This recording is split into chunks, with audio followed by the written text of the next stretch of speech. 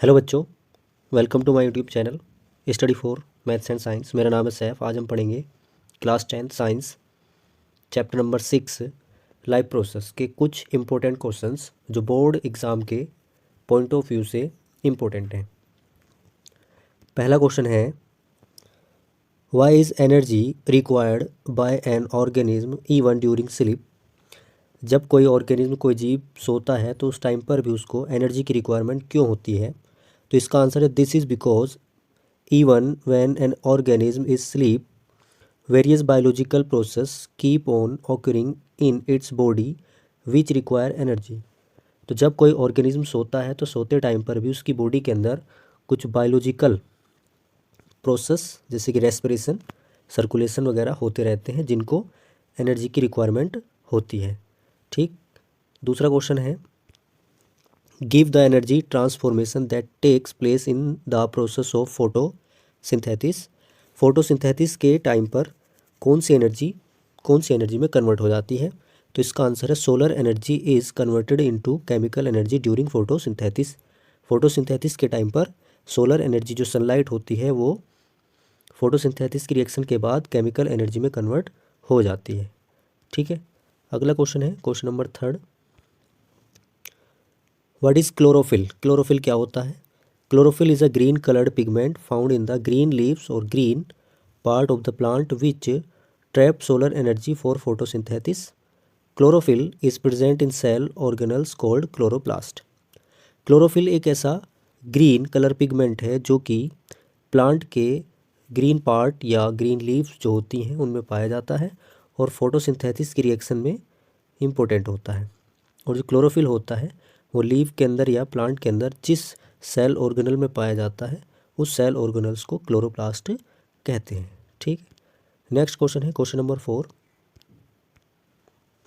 Name the various factor which affect the rate of photosynthesis.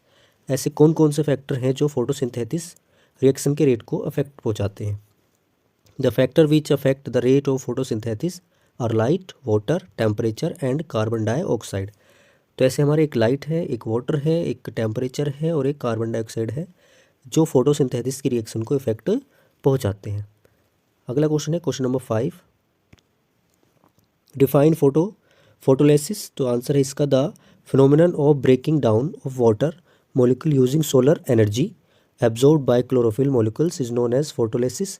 तो याद रखेंगे, एक ऐसा फिनोमिना जिसकी वजह से जो वाटर मॉलिक्यूल्स होते हैं वो सोलर एनर्जी का यूज़ करके उसको एब्जॉर्ब करके टूट जाते हैं, तो उस प्रोसेस को फोटोलिसिस कहते हैं।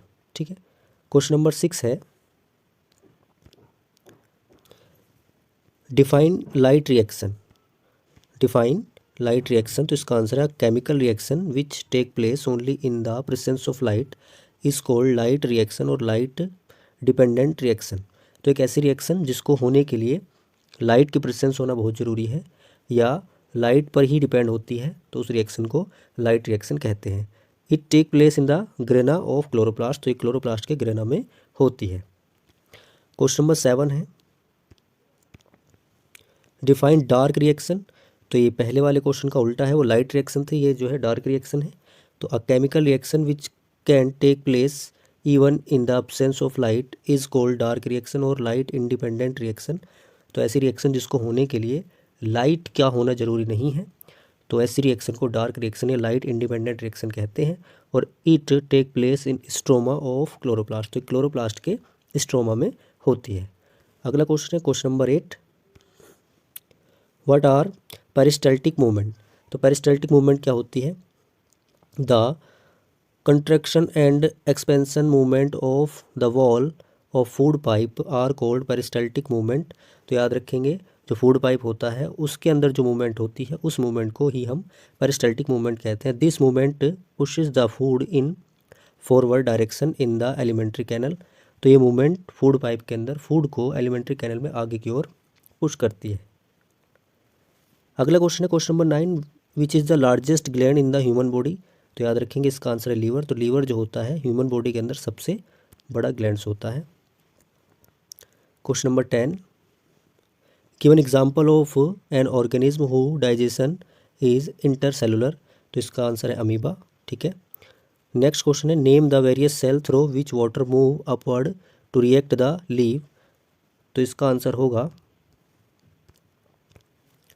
Water absorber by root hair move through epidermis root cortex और endodermis root xylem that is tracheids and vessels stem xylem plus xylem in the leave.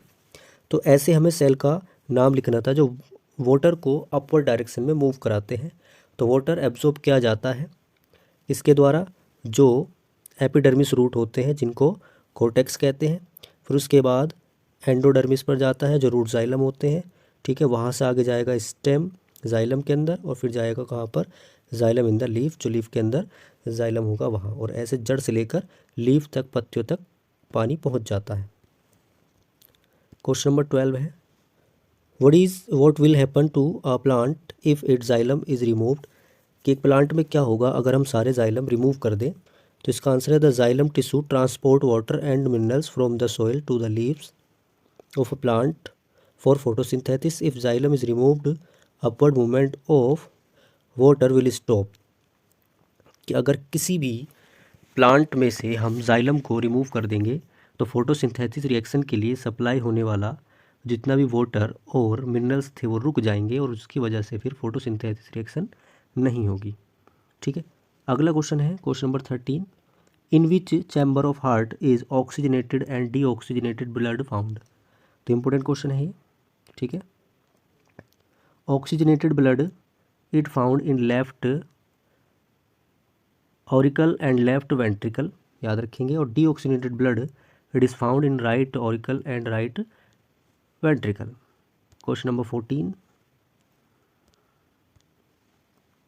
What make red blood corpuscles red. तो याद रखेंगे जो red colour होता है blood का, तो कौन सी ऐसी चीज़ है जो हमारे ब्लड को रेड करती है, तो उसका नाम है हीमोग्लोबिन। हीमोग्लोबिन की वजह से हमारी बॉडी का कलर रेड होता है। Question number 15 what will happen if platelets were absent in the body. अगर हमारी बॉडी के अंदर प्लेटलेट्स एब्सेंट हों तो क्या होगा। तो in the absence of platelets the process of clotting will be affected. Platelets की एब्सेंस से बॉडी के अंदर होने वाला जो क्लोटिंग प्रोसेस होता है वो नहीं होगा, ठीक। क्वेश्चन नंबर 16 पढ़ेंगे what is the main function of kidney in human. तो ह्यूमंस के अंदर जो किडनीज होती हैं उनका क्या मेन फंक्शन होता है। तो kidneys excreted water and dissolve metabolic wastage example urea and other dissolved solid like uric acid keratin and inorganic salt. तो किडनी का काम होता है वाटर और वाटर के अंदर डिजोल्व जितने भी वेस्ट मटेरियल होता है, यूरिया या other dissolve solid like uric acid, और भी बहुत सारे नाइट्रोजीनियस एसिड होते हैं, उनको एक्सक्रिएट करना, बाहर निकाल देना। Question number 17 in which part of nephron is water reabsorbed. Nephron के किस पार्ट में वाटर को रीएब्जॉर्ब कर लिया जाता है। तो proximal and distal converted tubules. तो ये ऐसे पार्ट होता है नेफ्रॉन का जिससे वाटर को रीएब्जॉर्ब कर लिया जाता है। अब आता है question number 18 in which region of kidney Malpighian corpuscles are found. तो answer in the outer part cortex of kidney. Question number 19 है what process in plant is known as transpiration. तो वाटर के अंदर प्लांट के अंदर किस process को transpiration के नाम से जाना जाता है। तो इसका आंसर है the release of water vapour in the atmosphere through the pores present on plant leaves that is stomata is called transpiration. तो प्लांट के अंदर से जो लीव्स होती है उनके पत्तियों के अंदर जो स्टोमेटा होता है उसके द्वारा वाटर को वेपर में बदलकर एटमोस्फेयर में छोड़ देना या निकाल देना ही ट्रांसपिरेशन कहलाता है, ठीक है। Question number 20 what is urethra. तो आंसर है it is muscular tube through which the collected urine passes into the urinary bladder. तो जो किडनी में यूरिन बनता है और वो यूरिनरी ब्लैडर तक जाता है तो उस ही पाथ को हम कह देते हैं यूरेथ्रा, ठीक है। अगला क्वेश्चन है question number 21 which is the major nitrogenous waste product in human being how is it removed from the body. तो आंसर है the major nitrogenous waste product in human being is urea. Urea is removed from the body through urine.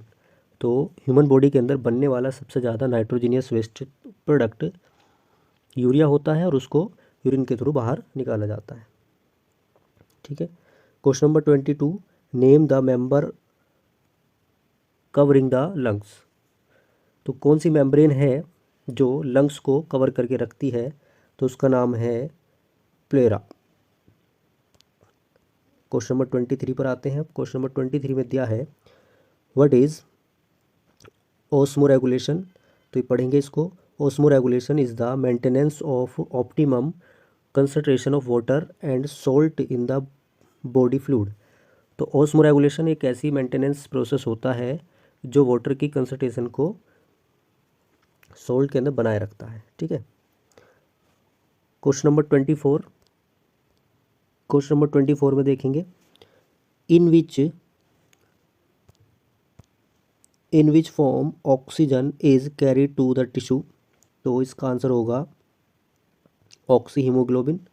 दूसरा है CO2 move out of blood, और इसका answer होगा carboxy haemoglobin and as carbonic acid या carbon dioxide dissolve in blood plasma. ठीक है। आज के पार्ट में इतना ही। पार्ट 2 में आगे क्वेश्चन पढ़ेंगे। Thank you.